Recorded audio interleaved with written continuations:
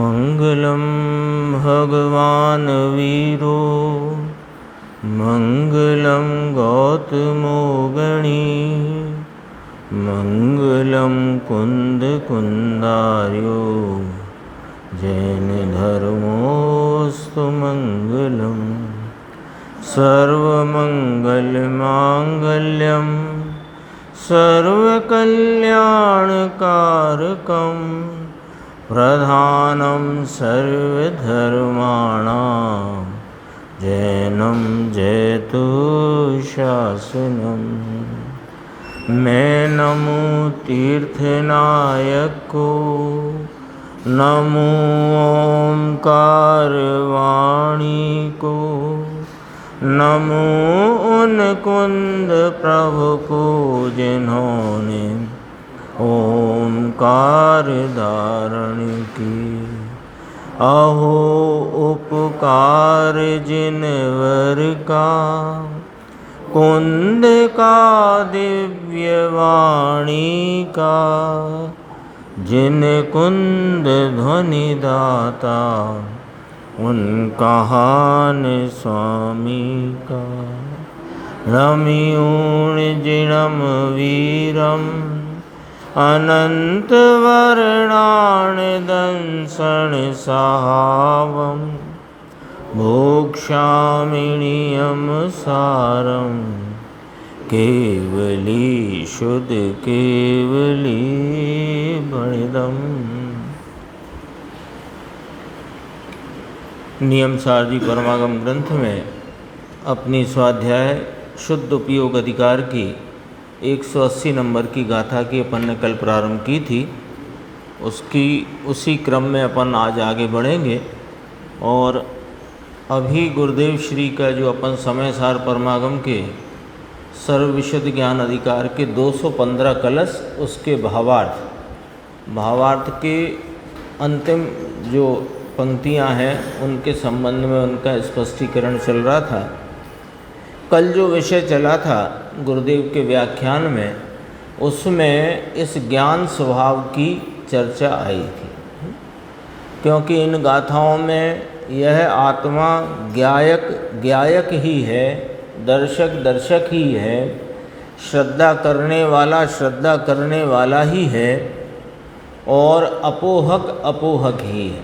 ये चर्चा आई है, उसी का भावार्थ है। और उसके बाद ये 215 कलश चला।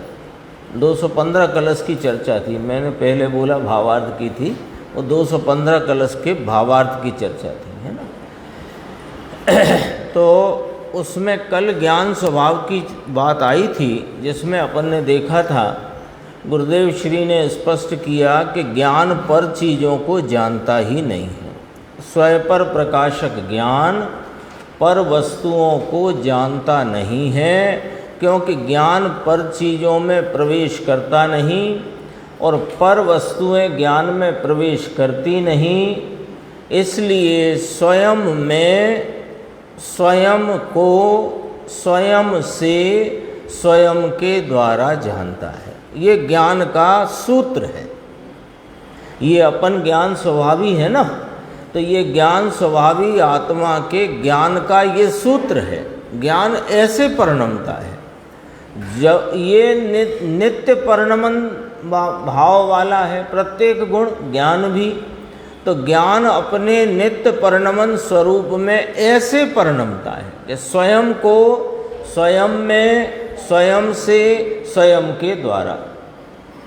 ये अपन ने देखा, यानी ज्ञान स्वभावी आत्मा के ज्ञान स्वभाव का प्रत्येक समय का परिणमन वह भी स्वयं सामर्थ्य से स्वयं में, स्वयं से स्वयं के द्वारा स्वयं को जानता हुआ होता है। और इसको छोड़कर यह जीव अनादि अज्ञान के महा अंधकार में पड़ा हुआ। मैं पर का करता हूँ, मैं उंगली चलाता हूँ, मैं ये तालू चलाता हूँ, मैं ये कंठ हिलाता हूँ, ऐसे पर द्रव्य के कर्तृत्व के अंधकार में पड़ा हुआ है।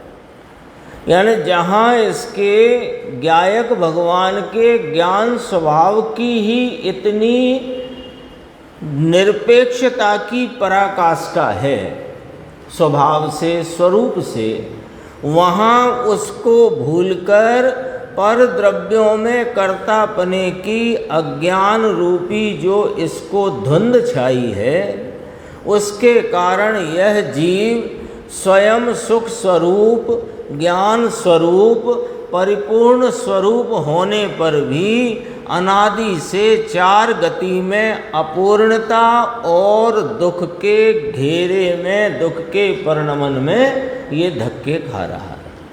आज चर्चा जो शुरू हुई यहाँ से ही गुरुदेव ने करी थी, पेज नंबर 276 है, जहाँ से प्रवचन शुरू हुआ था।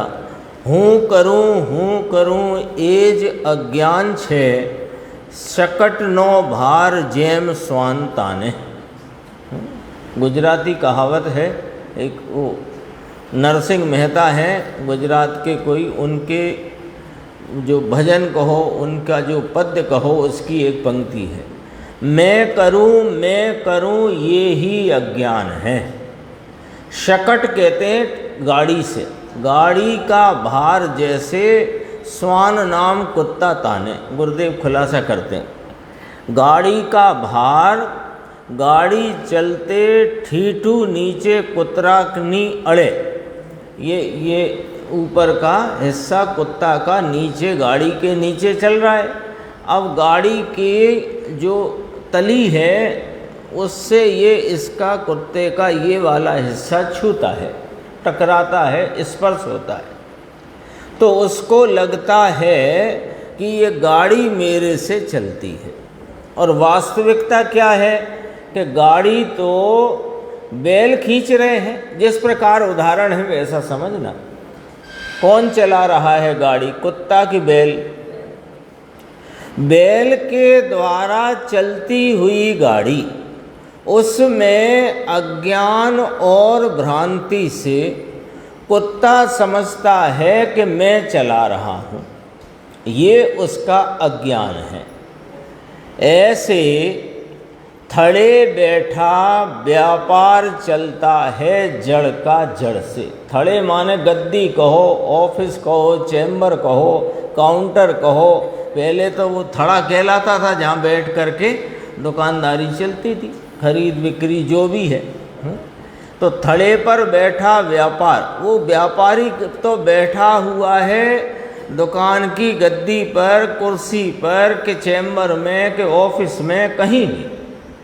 और व्यापार किसका चल रहा है? जड़ का जड़ से। जड़ गया जड़ आया, जड़ गया जड़ आया, जड़ गया जड़ आया। नोट आए राकेश भाई, क्या है? चेतन के जड़। और माल रखा था जो कुछ भी, अनाज हो, कपड़ा हो, सोना हो, चांदी हो, वो क्या है? वो भी जड़। तो जड़ गया और जड़ आया। व्यापार चल रहा है जड़ के आने जाने का। घर में लगा लो, भोजन बनाने का और भोजन करने का, जड़ का व्यापार जड़ में, जड़ से, है कि नहीं? तो जड़ का व्यापार चलता है जड़ से, और ये थड़े पर बैठा हुआ ये ऐसा मानता है कि यह मेरे कारण से व्यवस्था चलती है। होता है ना? ये कर्तृत्व का अहंकार अनादि से इस जीव को चिपका हुआ है। क्यों? क्या करें? क्यों हो गया है ये? कि ये भ्रांति से है। जैसे कुत्ते को भ्रांति हुई है ना, ऐसी इसको भ्रांति है। तो कैसे मिटेगा ये कर्तृत्व? के भ्रांति के मिट जाने से। और क्या है भाई? जो बीमारी जिस कारण हुई हो, जिस कारण जो बीमारी हुई, वो कारण मिटे तो बीमारी मिटती है कि नहीं? तो इसको अनादि से अज्ञान की मिथ्यात्व रूपी बीमारी भ्रांति के कारण है। तो भ्रांति मिटे तो वह बीमारी मिट जाए। अनादि इसकी है, ये आज की नहीं है, ये अभी के 25, 50, 60, 70 वर्ष की नहीं है, अनादि की है। मानता है कि मेरे कारण से ये सब व्यवस्था चलती है ना। कहो हिम्मत भाई को याद किया, हिम्मत भाई को दुकान पे जाना कि नहीं जाना, कि कौन जाता है कौन आता है? कोई जाता नहीं, कोई आता नहीं। प्रभु तो चैतन्य स्वरूप है ना भगवान, तेरा स्वरूप तो प्रभु स्वयं पर प्रकाशक शक्ति जानने की है ना। वास्तविकता तो ये है कि ये ज्ञायक तो ज्ञान स्वरूपता के स्वयं पर प्रकाशक स्वभाव से परिणमता हुआ ज्ञायक ही है, जिसमें भाव भावक का भेद भी व्यवहार है। आ गई है चर्चा ये देखो। पर का कुछ करने की, छूने की तेरे में शक्ति नहीं। लो, सामने गरम गरम फुल्का हो, उसका ग्रास तोड़ने की तेरी शक्ति नहीं। आँख की पलक झपकाने की तेरी शक्ति नहीं। आँख में कुछ कण गया हो तो उसे मीड़ मीड़ कर मैं निकाल दूं, तेरी शक्ति नहीं। तो मेरी कोई शक्ति नहीं, मैं क्या शक्ति बिना का हूं कि ना ना, तुम तो अचिंत शक्ति स्वरूप हो। अचिंत शक्ति, ज्ञान शक्ति, सुख शक्ति, दर्शन शक्ति। और ज्ञान शक्ति भी ऐसी शक्ति कि स्वयं को स्वयं में, स्वयं से स्वयं के द्वारा जाने, ऐसी शक्ति। अक्षर लिखना, चौपड़ी बनाना, चौपड़ी माने अक्षर लिखना, पुस्तकें बनाना। कहे ना मैंने 300 पुस्तक लिखी, जिनकी 50,000 प्रतियां छप गई, बिक गई। पाना पलटना यह आत्मा का कार्य नहीं। अरे रे रे, ऐसी बात कहाँ बैठे। देखो अब जरा अपने स्वरूप की महिमा यहाँ बताते हैं। ये कर्तृत्व का, पर के कर्तृत्व का अहंकार और यह भ्रांति छोड़ देने जैसी है। कब? अभी। अक्षय भाई, कब छोड़ना है? अभी। क्योंकि भ्रांति छोड़ने का नियम ही ये है कि भ्रांति को भ्रांति स्वीकार करते ही भ्रांति छूट जाती है। भ्रांति छोड़ने के लिए कोई ब्रश डिटर्जेंट की जरूरत नहीं पड़ती है। ये भ्रांति है, इतना ज्ञात होते ही भ्रांति छूट जाती है। तो कब छोड़ना? कि जैसे ही ये पता लगा कि ये भ्रांति है तो छूट गई। लेकिन जब तक यह अंतरंग में स्वीकार न हो कि ये भ्रांति है, तब तक छूटती भी नहीं है। तो यदि ये भ्रांति है कि मैं पर का कुछ कर नहीं सकता, क्योंकि कल चर्चा चल चुकी है, एक द्रव्य में दूसरे का प्रवेश हो नहीं सकता। तो कहते हैं कि प्रभु तुम कौन हो? प्रश्नवाचक। गुरुदेव पूछ रहे हैं, तो पूछ रहे हैं हमसे, तो हमें क्यों पूछ रहे हैं? कि विचार करो। प्रश्नवाचक है ना, विचार करो। प्रभु तुम कौन हो? तुम्हारा स्वरूप क्या है? तो कहा चेतन तुम्हारा स्वरूप है। चेतन आत्मा तुम्हारा चैतन्य स्वरूप है। मुन्नालाल जी 276 नंबर का पेज है, नीचे देखो। चेतन आत्मा इसका चैतन्य जानना देखना स्वरूप है। तो ये जानने देखने में, ये चीज जानने देखने में आती है, ये चीज़ वहाँ आती नहीं। विषय तो वही है जो कल चला है, उसी का ही और स्पष्टीकरण विस्तार यहाँ पर है। तो दो बातें पकड़ाते हैं यहाँ पर विमल जी भाई साहब, देखना क्या कहते हैं कि ये जो चीज़ जानने देखने में आती है, ये चीज़ यहाँ आती नहीं, और ये चीज़ के कारण से जानना देखना होए ऐसा नहीं। ये सामने वृक्ष है, हवा से इसकी जो पत्तियां हैं वो हिलती हुई जानने देखने में आती हैं, लेकिन वे पत्तियां यहाँ नहीं आती, ये वहाँ नहीं जाता, और वे पत्तियां हैं इसलिए जानने में आती हैं ऐसा भी नहीं है। ये बात थोड़ी कठिन पड़ जाती है। वे नहीं आती, मैं नहीं जाता, यहाँ तक तो बात थोड़ी समझ में आ जाती है, लेकिन वे हैं इसलिए यहाँ ज्ञान हुआ है उस संबंधी, ऐसा नहीं है। ये बात क्यों बैठनी चाहिए? यदि ये बात नहीं बैठेगी तो ज्ञेय से ज्ञान होता है, ये भ्रांति खड़ी रहेगी, और ये भी भ्रांति जब तक खड़ी रहेगी तब तक ज्ञान स्वभाव की स्वयं सामर्थ्य की महिमा नहीं आएगी, और अपनी महिमा के बिना अपनी रुचि नहीं, रुचि के बिना इसके वीर का परिणमन स्वरूप की तरफ नहीं, और वीर के परिणमन स्वरूप की तरफ न होने से उपयोग स्वयं का आलम्बन लेता नहीं, और स्वयं का आलम्बन उपयोग जब तक लेता नहीं आनंद प्राप्त होता नहीं। ये जैन शासन की रीति नीति है और कुछ नहीं है ना।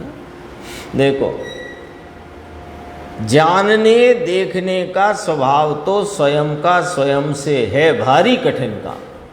ये बात को स्वीकार करने में कठिनता हो रही है। कठिनता क्यों हो रही है कि हमने कभी वस्तु के स्वरूप को निरपेक्ष स्वीकार नहीं किया। हमने जब भी किसी वस्तु के संबंध में ज्ञान किया तो चूंकि ज्ञान करने के लिए जो निरूपण और प्ररूपण है वो निमित्त की तरफ से कराया जाता है, यानी सापेक्षता से ज्ञान कराया जाता है। किसी वस्तु का स्वरूप बताना हो तो सापेक्षता से बताया जाता है, पर वस्तु और उसका स्वरूप और उसका परिणमन वो निरपेक्ष होता है। तो है तो वस्तु, उसके अनंत गुण, उनकी पर्यायें सब निरपेक्ष हैं, तथापि उनके संबंध में जितने कथन जिनवाणी में हैं, ज्ञानियों के स्पष्टीकरण में हैं, वे सापेक्ष हैं। तो हमको क्या सापेक्षता से समझने से आदत ही ऐसी पड़ गई कि वस्तु कोई निरपेक्ष मानना भूल गए। भूल गए माने कभी जाना ही नहीं। ये है, इसलिए कठिन पड़ती है बात, और कोई कठिनाई कहाँ है।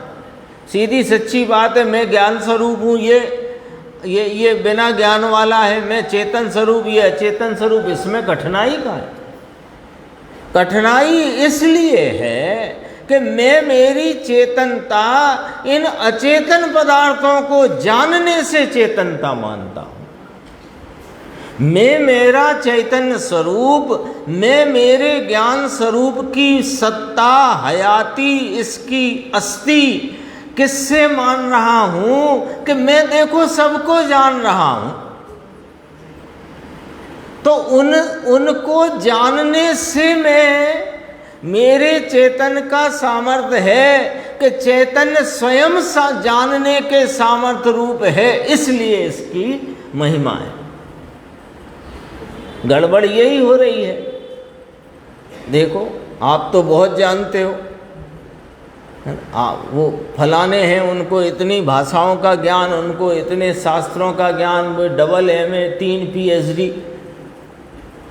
अरे भाई, 3 PhD हो कि 30 PhD हो, 3 बार MA किया हो कि 1 क्लास पढ़ा हो, बात तो उन सबके जानने संबंधी स्वपर प्रकाशक सामर्थ्य मेरी है, इसके स्वीकार बिना इस भव भ्रमण का किनारा मिलने वाला नहीं। इसलिए जगत में यदि कुछ करने लायक है, चूँकि ये नरभव मिला, जैन कुल मिला और ये सच्ची जनवाणी मिली, और अब भी यदि नहीं किया तो वही स्थिति होगी कि समुंदर तो पार किया और गैया होती ना, गाय के खुर के गड्ढे में भरे पानी में डूब मरा, ये स्थिति ना बन जाए।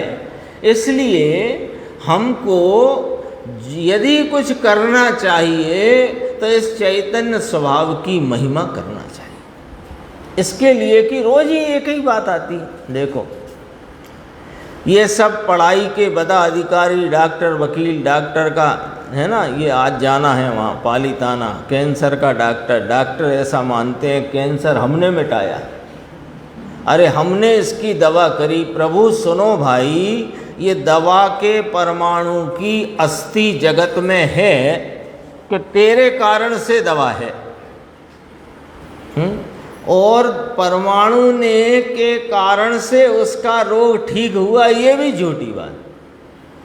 उसके रोग रूपी परमाणु यानी उसके शरीर के परमाणु रोग रूपी भाव को छोड़कर निरोग भाव से परिणमित हुए। वे स्वाधीन, दवा स्वाधीन, तुम्हारा जानना स्वाधीन। तो और उसमें मैंने दी दवा, ये कर्तृत्व रूपी जो अज्ञान है, वास्तव में ये भी निरपेक्ष उत्पन्न होता हुआ भाव है।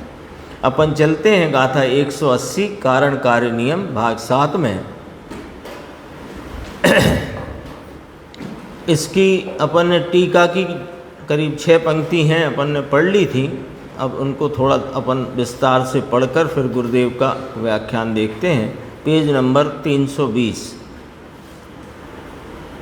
परम तत्व, अब ये ब्रैकेट में लिखा है ना परम तत्व, तो परम तत्व में 2 लिख लो अपने यहाँ पर। परम तत्व माने कारण परम तत्व और कार्य परम तत्व। कारण परमात्मा और कार्य परमात्मा। चर्चा कर रहे हैं कार्य परमात्मा सिद्ध भगवान की, और वह कार्य का कारण स्वरूप जो कारण परम तत्व, कारण परमात्मा यानी कि जिसमें से ये कार्य की प्राप्ति हुई, वह कारण तत्व, वह उसकी व्याख्या, और कार्य भगवान या कार्य परमात्मा की व्याख्या वास्तव में एक समान है। ये यहाँ पर कथन है। उसी दृष्टिकोण से अपन इसको पढ़ते हैं और उसको समझने का प्रयास करते हैं। अखंड एक प्रदेशी ज्ञान स्वरूप होने के कारण उसको स्पर्शन, रसन, घ्राण, चक्षु और श्रोत्र नाम की 5 इंद्रियों का व्यापार नहीं है। इसका फुटनोट नीचे है, देखो। खंड रहित अभिन्न प्रदेशी ज्ञान परम तत्व का स्वरूप है। इसलिए परम तत्व को इंद्रियां और फिर आगे उपसर्ग की भी चर्चा है, तो उसको भी यहाँ जोड़ा, उपसर्ग नहीं। अब देखो क्या कहते हैं कि ये आत्मा में 2 बातें लिख दी एक साथ। अखंड एक प्रदेशी ज्ञान स्वरूप, अखंड एक प्रदेशी ज्ञान स्वरूप, ऐसा कहा। तो अखंड प्रदेशी, क्योंकि ये जो आत्मा है इसका जो असंख्य प्रदेशी विस्तार है वो अखंड है, तो अखंड होने से एक प्रदेशी कहा। और प्रदेश भेद की अपेक्षा असंख्य प्रदेशी, तो प्रदेश भेद की अपेक्षा तो ये व्यवहार हो गया। क्यों? भेद की अपेक्षा आई ना, तो व्यवहार हो गया। और निश्चय से एक प्रदेशी, एक प्रदेशी। लो, कालाणु होता है एक प्रदेशी, परमाणु कहो एक प्रदेशी, ये आत्मा जो लोक प्रमाण संख्यात प्रदेशी, इसको एक प्रदेशी कैसे कहते हैं कि निश्चय से एक प्रदेशी, व्यवहार से असंख्यात प्रदेशी। तो एक प्रदेशी कहने का कारण क्या? जबकि जब आप प्रदेशी प्रदेशी प्रदेश कह रहे हो, प्रदेशी कह रहे हो, तो प्रदेशी कह रहे हो, पंचास्ति काय में इसको अस्ति काय कहा। काय का अर्थ होता है बहुप्रदेशी, काय का अर्थ होता है बहुप्रदेशी। अस्ति काय कहा ना, पंचास्ति काय, अस्ति काय माने बहुप्रदेशी। पूरी बात इस प्रकार, अस्ति काय माने बहुप्रदेशी। तो जब जीवास्ति काय कहा तो जीव तो बहुप्रदेशी कहा, और एक प्रदेशी कहने का कारण क्या? अब समझना से बहुत गजब की इसी में लिखी है बात कि इसका जो ज्ञान है ना वो अखंडपने व्याप्त है। ज्ञान इसका इस पूरे विस्तार में अखंडपने एक रूपता से, एक भाव से विद्यमान, इसलिए अखंड एक प्रदेशी ज्ञान स्वरूप। देखो तीन शब्द, तीन के बीच में 2 हाइफन नाम डैश लगे हुए है ना, ये पूरा एक शब्द बनाया गया है ना। अथवा अखंड माने एक प्रदेशी, और एक प्रदेशी क्यों कि ज्ञान एक रूप, एक अखंड रूपता से पूरे विस्तार में व्यापा हुआ है। हाँ, प्रदेश अखंड है तो साथ में ज्ञान स्वरूप भी है ना, तो सब गुण ऐसे ही हैं। यहाँ ज्ञान स्वरूप की बात क्यों करी है? क्योंकि यहाँ स्पर्शन, रसना, घ्राण, चक्षु, श्रोत्र नाम की 5 इंद्रियों का व्यापार नहीं। यहाँ 5 इंद्रियों के व्यापार का निषेध करना है। तो 5 इंद्रियों का व्यापार वह अपने अपने प्रतिनियत विषयों के होते हुए ज्ञान में निमित्त रूप है, उपादान रूप नहीं। चक्षु, स्पर्शन, रसना, घ्राण, चक्षु, कर्ण, कर्ण कहो कि श्रोत कहो, इन इंद्रियों का जो कार्य व्यापार है वो उसके प्रतिनियत विषयों संबंधी होते हुए ज्ञान में निमित्त रूप है, उपादान रूप नहीं। तो उपादान कौन है कि अखंड एक प्रदेशी ज्ञान स्वरूप, ठीक है ना। तो क्या कहा, ये किसकी बात चलती है? सिद्ध भगवान की। तो सिद्ध भगवान अखंड एक प्रदेशी ज्ञान स्वरूप होने के कारण सिद्ध भगवंतों को स्पर्शन, रसना, घ्राण, चक्षु और श्रोत्र नाम की 5 इंद्रियों का व्यापार नहीं। तो सिद्ध भगवान के बारे में तो सीधे ही कह सकते थे कि 5 इंद्रियां ही जिनके नहीं संयोग में, उनके 5 इंद्रिय का व्यापार नहीं। ऐसा ही कह सकते थे सिद्ध की जब बात करना थी तो। लेकिन यहाँ दोनों की बात करना है। ये जो अपना चैतन्य परम तत्व, कारण परम तत्व, ये अभी इंद्रियों के संयोग रूपता में होने पर भी इसको किंचित भी इसके ज्ञान स्वरूपता का परिणमन व्यापार, उसमें इंद्रियों का व्यापार नहीं होता। यहाँ कहना अलिंग ग्रहण के 2 बोल हैं, वैसे तो 5 हैं पर 2 मुख्य है ना। पहले इंद्रियों द्वारा ये आत्मा जानता नहीं, और इंद्रियों द्वारा ये आत्मा जानने में आता नहीं। और बात तो सिद्ध भगवान की करी। मेरे विचार आया कि जब सिद्ध भगवान को तो आप ऐसे ही कह देते कि 5 इंद्रियों का संयोग ही नहीं, इसलिए 5 इंद्रियों का व्यापार नहीं। लेकिन यहाँ कैसे फरमाया है? अखंड एक प्रदेशी ज्ञान स्वरूप होने के कारण अखंड रूप से संपूर्ण विस्तार में व्यापे हुए ज्ञान स्वरूपी होने के कारण, इधर घटाते जाओ, यहाँ भी घटाते जाओ, अपने ऊपर घटाते जाओ, स्पर्शन रसना घ्राण चक्षु और श्रोत्र नाम की 5 इंद्रियों का व्यापार नहीं है, तथा देव मानव त्रयंच और अचेतन कृत उपसर्ग नहीं है। लो आ गया, देव मानव त्रयंच और अचेतन कृत उपसर्ग जो मुनिराज की अवस्था में कभी कदाचित किसी को देखने में आते हैं, वे उपसर्ग भी नहीं। किसको नहीं? सिद्ध भगवान को भी नहीं, मुझे भी नहीं। क्योंकि मुनिराज जब ध्यान अवस्था में विराजमान है, थोड़ा चित्र देखते हैं। चित्र, मुनिराज ध्यान अवस्था में विराजमान हैं और उस ध्यान से लौटे और उसी काल में कोई व्याघ्रणी थी कि शेरनी, क्या जो भी, उसने मान लो कंधे को मुंह में भरा, श्यालनी, तो कंधे को मुंह में भरा और उसको खाना शुरू किया, तो वह हम उपसर्ग देख रहे हैं। वो उपसर्ग किस पर हो रहा है, बस यही नक्की करके यहाँ से ये बात खत्म हो जाएगी, पूरी हो जाएगी। यानी यहाँ जो कहना है वो बात हो जाएगी। किस पर उपसर्ग हो रहा है? शरीर पर, कि वह मुनिराज रूपी आत्मा पर, मुनिराज रूप अवस्था में परिणमित आत्मा पर। तो आत्मा पे उपसर्ग नहीं हो रहा ना, पक्की बात। तो आत्मा पे उपसर्ग होता ही नहीं। कौन सा उपसर्ग?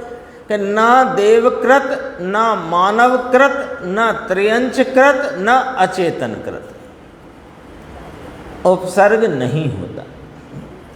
फिर अगला बोल, छायक ज्ञानमय और यथाख्यात चारित्रमय होने के कारण उनको दर्शन मोहनीय और चारित्र मोहनीय ऐसे भेद वाले 2 प्रकार का मोहनीय नहीं है।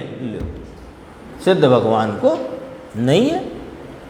सिद्ध भगवान को यथाख्यात चारित्र परिणमित है, छायक ज्ञान परिणमित है, तो उनको दर्शन मोहिनी और चारित्र मोहिनी ऐसे 2 भेद वाला 2 प्रकार का मोहिनी नहीं है।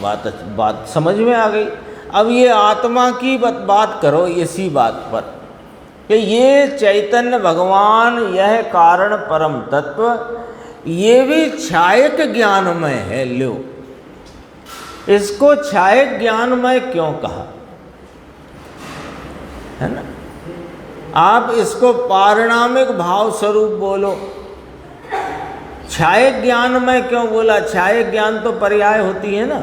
अरे उस पर्याय रूप व्यक्ति की शक्ति है कि नहीं? अभी यहाँ सर्वज्ञत्व शक्ति आई कि नहीं? 10वें नंबर की सर्वज्ञत्व शक्ति।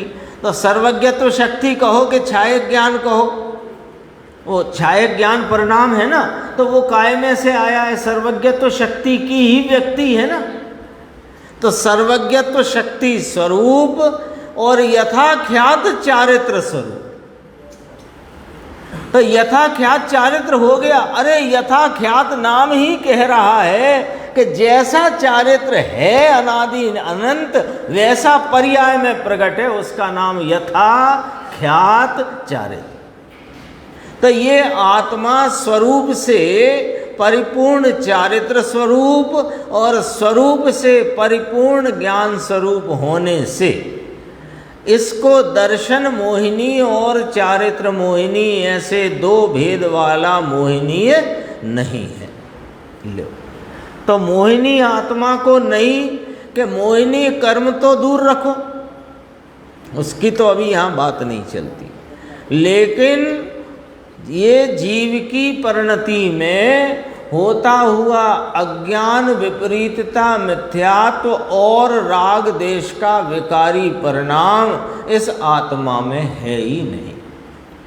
आत्मा में मिथ्यात्व पाया जाता है क्या?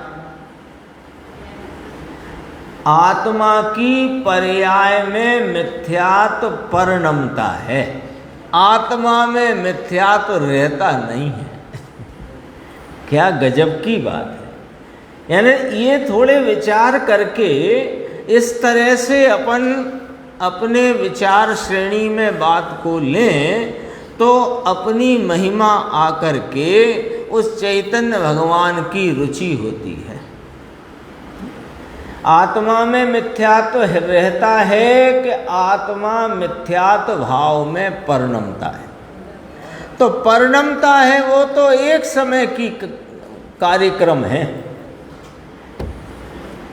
तो यहाँ दर्शन मोहिनी भी नहीं और राग देश रूप विकार भी आत्मा में नहीं। लो, क्यों नहीं कह रहे हो? क्या आत्मा वर्तमान में अभी संसार अवस्था में अथवा मिथ्यात अवस्था में, यानी कोई सम्यक दृष्टि है तो उसको अभी चारित्र मोहिनी संबंधी राग देश का भाव है, और जो अनादि मिथ्या दृष्टि है उसे तो मिथ्यात्व राग देश तीनों ही मोह राग देश चले आते हैं। मिथ्यात्व राग देश तो वे चले आते हैं परिणमते हुए, वस्तु में रहे हैं क्या? जो प्रश्न है उसका उत्तर स्पष्ट आना चाहिए अपने अपने ध्यान में, अपने अपने ज्ञान में। आत्मा में रहा है क्या मिथ्यात्व? राग देश आत्मा में रहा है क्या?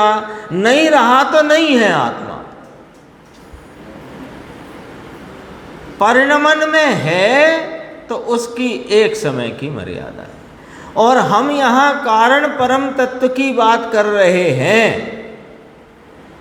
संसार अवस्था में होते हुए अशुद्ध अपूर्ण भावों की बात नहीं कर रहे, यहाँ कारण तत्व की बात हो रही है। देख लो फिर तीसरी अगली बात, बाह्य प्रपंच से विमुख होने के कारण उसको विस्मय नहीं। लो, यह आत्मा स्वरूप से ही बाह्य प्रपंचों से विमुख है।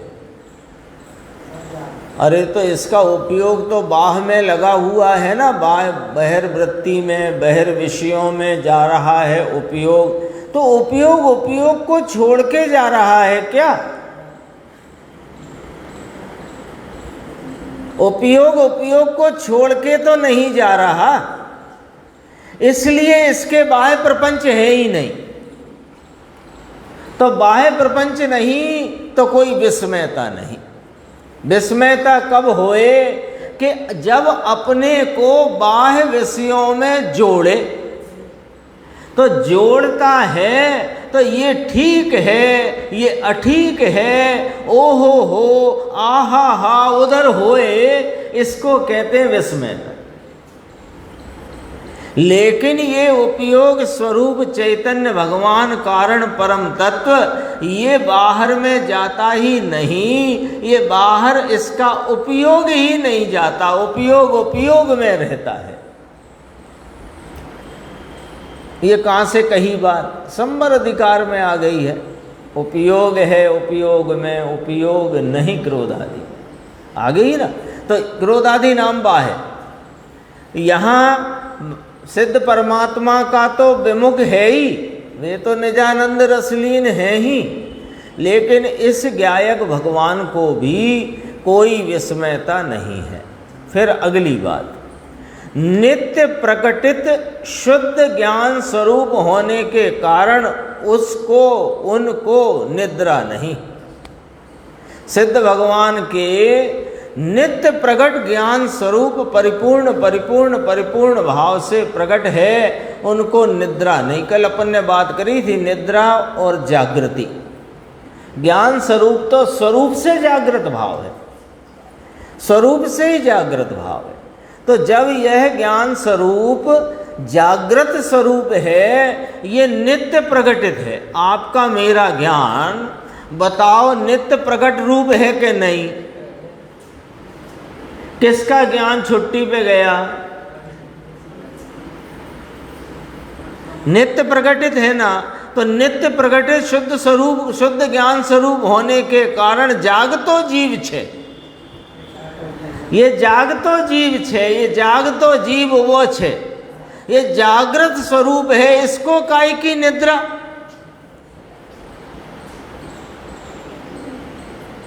और देखो, असाता वेदनीय कर्म को निर्मूल किया होने के कारण उनको क्षुधा और तृषा नहीं। ये सिद्ध के लिए बात करी ना, निमित्त पर से। असाता वेदनीय कर्म, अब वहाँ कोई निमित्त रूप है ही नहीं, तो निर्मूल कर दिया, तो उनको क्षुधा भी नहीं, तृषा भी नहीं, भूख नहीं, प्यास नहीं। तो ये आत्मा में कितना असाता वेदनीय रखा हुआ है। ये तो स्वरूप से ही साता असाता वेदनीय मोहिनी आदि 8 प्रकार कर्मों से रहित है। तो इसके परिणाम में तो वो असाता वेदनी के निमित्त से होने वाला जो भाव है, अरे वो भाव परिणमन में होता है, इस कारण परम तत्व में नहीं। जरा दृष्टिकोण चाहिए इस बात को समझने के। तो पर्याय ही उड़ा दी बिल्कुल।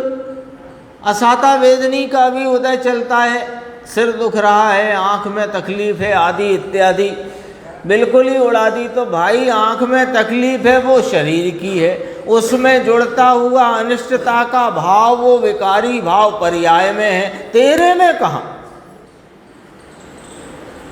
दृष्टिकोण ये चाहिए ना।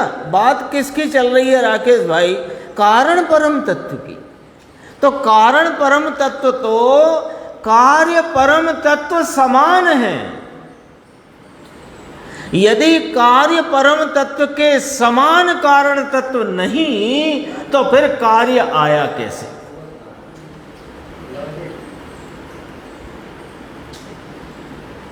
लो, सिद्धों की महिमा करते हैं और बात अपनी करते हैं। अरे सिद्धों की महिमा में हमारी महिमा है, और हमारी यानी अपनी जिसको महिमा है उसको ही सिद्धों की महिमा है।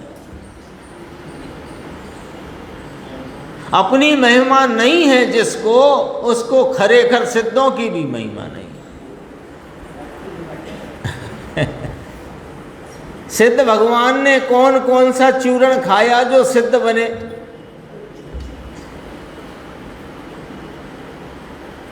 क्या क्या किया जो सिद्ध बने? अरे सिद्धत्व था, उसकी प्रकटता हुई, तो सिद्धत्व कहाँ था कि कारण परम तत्व विद्यमान है। कैसे के अनादि अनंत, अनादि अनंत कारण तत्व होने से सिद्धत्व की पर्याय आई है। अरे सिद्ध भगवान की महिमा भी वास्तव में शुद्धात्मा की महिमा के लिए है। 5 परमेष्ठियों का स्वरूप, अरिहंत का स्वरूप, सिद्ध का स्वरूप क्यों जानना? कि अपने को जानने के लिए उन्हें जानना। जैसे एक उदाहरण छोटा सा अपन देखते हैं कि जैसे किसी के पास कोहिनूर हीरा है नहीं, घर में है ही नहीं, कोहिनूर हीरा नहीं, उस जाति का कोई हीरा घर में नहीं, तो अब वो कोहिनूर हीरा की कीमत अखबार में छपी, जान ली, छोड़ दी। लेकिन जो चीज़ अपने पास है, अखबार में सोने की रेट पड़ी 56,000 रुपये, तो अपने पास है तो मतलब है उस बात से, तो महिमा आ गई ना। कि अभी अपन ने पिछले ही साल 48 का ही तो लिया था, बैठे ही बैठे खुश हो गए। अभी क्या अखबार से ही खुश हुए कि नहीं? आपका जहाँ जिस अलमारी के जिस खन में जिन चाबियों के द्वारा लॉक होकर रखा है, वो चाबियां भी आपके हाथ में नहीं, तो भी अरे यहाँ ये जब आचार्य भगवंत उस कार्य परमात्मा का भाव बताते हैं, भाव माने उनकी प्रगटता का जो स्वरूप बताते हैं, वो खरेखर मेरा ही ऐसा स्वरूप है, ये महिमा क्यों नहीं आती? इसलिए नहीं आती कि हमने अब तक 2 चीज़ों पर निगाह डाली हुई है। एक तो संयोगों पर और एक पर्याय पर। पर्याय में कषाय मंद है तो गद गद हो जाता है, कषाय तीव्र है तो बिहल हो जाता है, कि मानो मैं ही फट गया, कि मानो मैं ही एकदम धर्मात्मा हो गया। पर्याय पर निगाह है, कषाय के ऊपर अपने को तौलता रहता है, जबकि ये तौलने की चीज तो वो कार्य तत्व स्वरूप सिद्ध भगवान से तौलो। कषायों से अपने को क्यों तौलते हो? कषायों से तौलना ही पर्याय दृष्टि है। प्रवचन सार कहते हैं पज्जय मूढ़ा पर समया मिथ्या दृष्टि।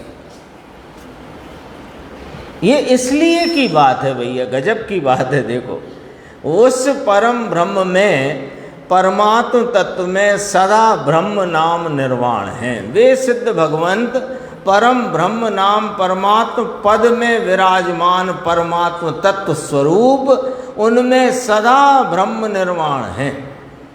तो वहाँ सदा शब्द का प्रयोग करके इस सदा की बात बताई है। उनको तो अब से सदा, जब से सिद्ध हुए तब से सदा, ये तो सदा ही सदा निर्वाण स्वरूप है। इसमें एक अमृता शीति के 58वें श्लोक का यहाँ संदर्भ या उद्धरण मुनिराज ने दिया है। योगेंद्र देवकृत अमृता शीति में 58वें श्लोक द्वारा कहा है। श्लोकार्थ है यहाँ पर, श्लोक भी पढ़ लेंगे ऊपर आके। ऊपर पहले श्लोक पढ़ लेते हैं, इसी 320 पेज। ज्वर जनन जराणाम वेदनायत्र नास्ति परभवति नामृत्युर्न गतिर्नो गतिर्वाम तदति विशद चित्तैर्लभ्यते अंग अपि तत्वं गुण गुरु गुरु पादाम्भोज सेवा प्रसादा।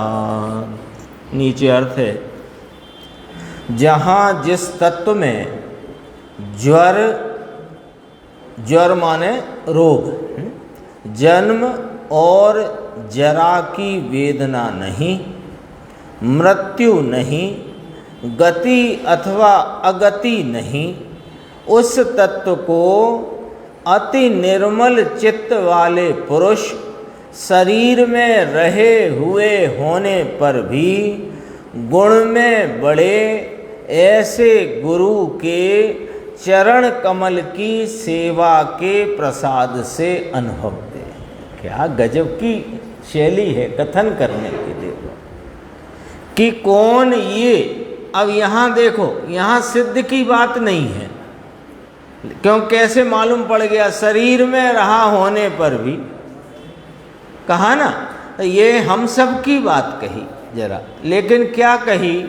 जिस तत्व में, यानी इस कारण परम तत्व में, यानी मुझ शुद्धात्म तत्व में नहीं है रोग, नहीं है जन्म, नहीं है बुढ़ापा और नहीं है मृत्यु, नहीं है गति, नहीं है अगति। गति अगति नहीं, गति अगति नहीं माने मैं अनेक प्रकार के संयोगों में जाकर बदल जाऊं, ऐसा मैं हूं नहीं। गति अगति इसी को कहा ना, देवगति, नरक गति, मनुष्य गति, त्रियंच गति।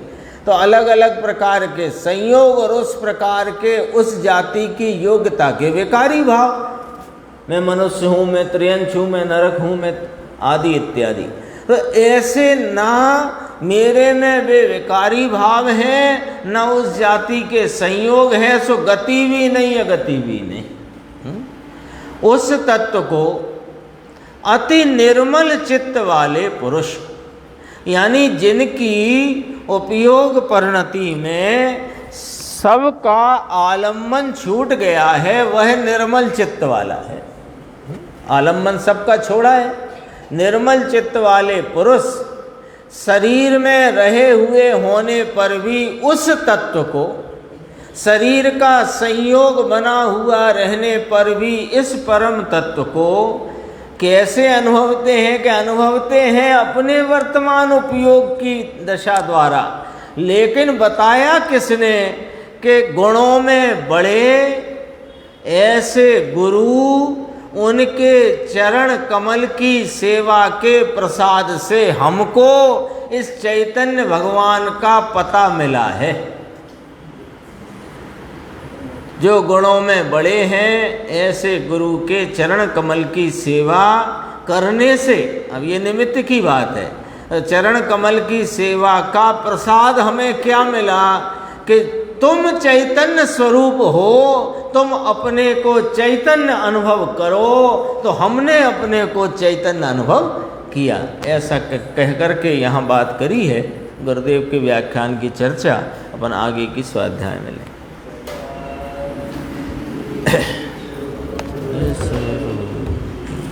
अविना